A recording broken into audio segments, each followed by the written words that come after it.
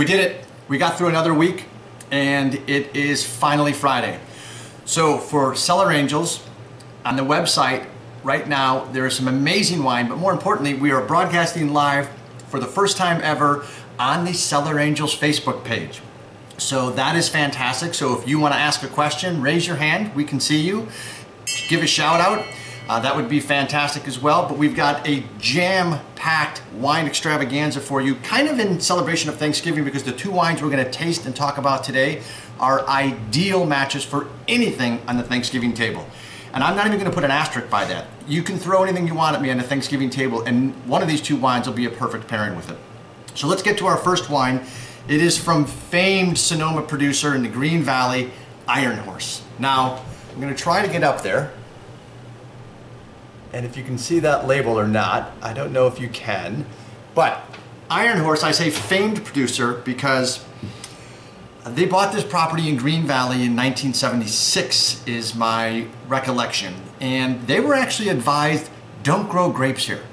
This is not a good area for grapes. Little did they know that was what I believe Audrey and Barry Sterling had in mind, is they wanted to produce grapes and have a famed vineyard. Now fast forward to where we are today, and they're one of the premier sparkling producers in the country. Their wine has been at numerous presidential cabinet meetings and celebration dinners. It is a de facto cuvée at Commander's Palace in New Orleans. And what most people don't know is not only are they producers of exceptional sparkling, but the base components of sparkling are obviously Chardonnay and Pinot Noir.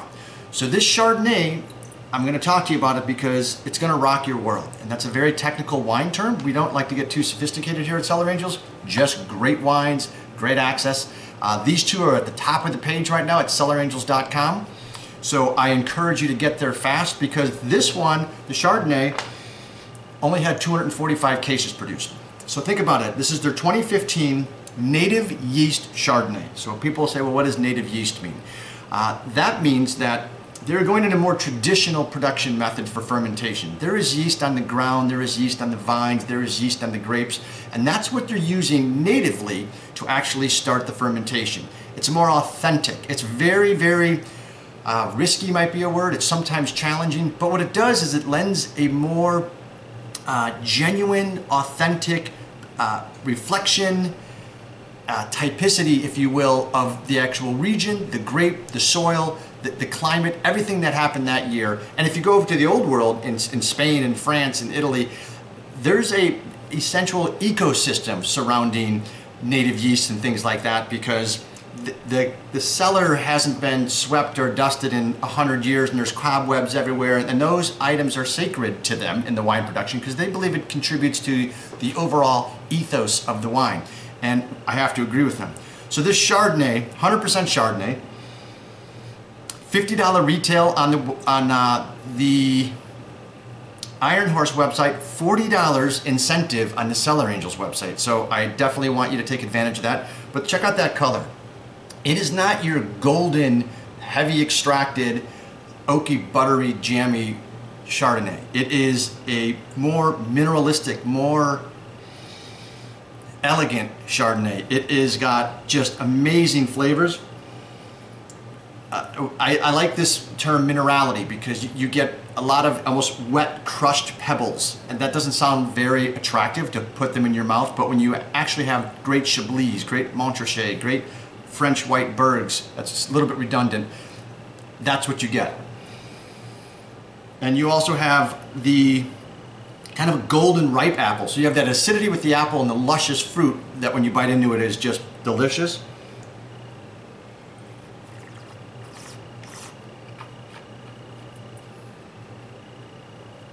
Just dancing acidity, great fruit depth, great charismatic, a hint of caramel on the finish, tiny soft caramel.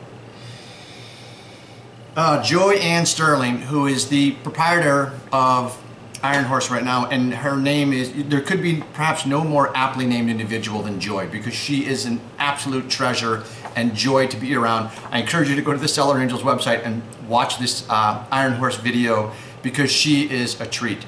This wine is only 245 cases, I said, 20% off, and proceeds to charity, and the charities are in desperate need of these types of contributions, so buy. I would recommend 3 to 6 bottles. Oh, by the way, Angel bonus offer.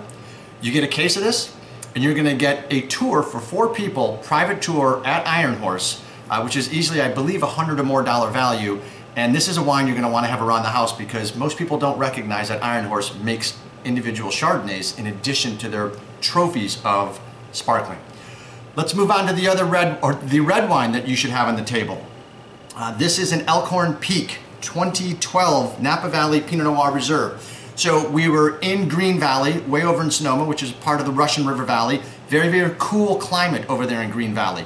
So they grow fantastic cool climate grapes, which Pinot Noir is one of them. Now we're gonna move over to Jameson Canyon in southern portion of Napa Valley, and it is another cool climate area, which is great for Pinot Noir. So here's the Elkhorn Peak bottle, which is amazing.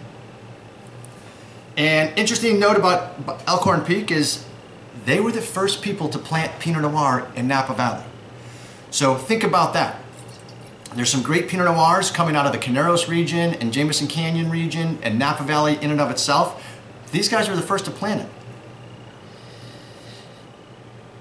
So right off the bat, great red fruit, great raspberry, almost a little bit of hint of nutmeg and some cinnamon spice.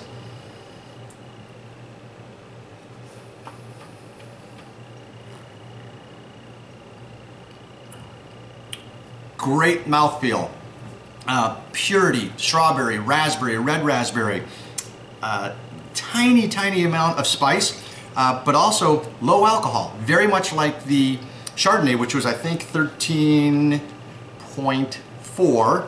This is 13.8. And the nice thing about this is that I talk about acid. I talk about my production assistant letting me know to talk more about acid. Acidity is so important for wine, and it's so important for wine that you're going to pair with food. So I'm going to go through a couple of things right now that will probably appear on 90-some-odd% of the Thanksgiving tables. Okay, you're going to have your turkey. You're going to have just about anything you can possibly cover in cheese, whether it's vegetables, a casserole, pretzels. You're going to have a lot of cheese on the table. You're going to have all sorts of meats. You're going to have Brussels sprouts, stuffing, pies, apple, pumpkin, cherry, anything at all, casseroles, yams. You're going to have a lot of stuff. Did I mention pies? You're going to have a lot of pies. So when you think about those things, especially like smoked meats, especially cranberries and those sorts of things, there's a lot of fat content in a lot of the dishes that are in Thanksgiving. And so what you need is you need acid to cut through that fat content. These two fit the bill. They are incredible. This one, as I said, is very complex, has the soft rose petal, truffle. You can't say truffle enough, quite honestly. It's up there in my book with garlic, all right? You can't have enough of those two things, not together, although I think there is a truffle garlic.